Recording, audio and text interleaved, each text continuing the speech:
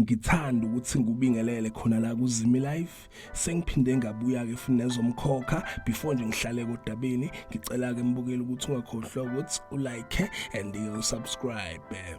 Namhlanje nguphatheleke indaba ethinta uSibusiso naye ke lapha uMamzobe. Sibonile ukuthi ke libashonele ngenkathi ke uSiphamandla beNomambusi bethola ke ikhwama. So la kusazoba nzima ke for uSibusiso naye uMamzobe baveza ukuthi ke kuleli viki esibheke kulona umkhandlu kuzodila naye ke lapha uSibusiso ngendaba ke ethinta uMaphalala and ke uMaphalala uzobeke sebuya ekhaya and ke uSibusiso uzophelelwa ngamandla. Kodwa ke lokho kuzobe ngisho ukuthi kamandla akhe uSibusiso aphele onke ngenxa yokuthi ke ziningi izinto abayivezile ngawo ke lapha uJanuary eyisazokwenziwa uSibusiso naye kuMamzobe eyithinta ke ubumnyama. Kuleli viki esibheke kulona kusazobheda ke for yena kuSibusiso benaye kuMamzobe bazoba ke nokuxabana ngenxa ke yekhwama enaye kuSibusiso uma wakhe uMazungu uzobeke ekhala ngaye and uSibusiso uzozeke landwe ngamaphoyisa.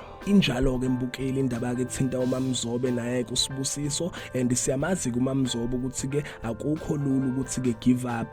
Obviously kusazomlwisa uMabusi benaye ke uSiphamandla and ke ikhwama into abasazoyifuna yena kuMamzobe benaye ke uSibusiso.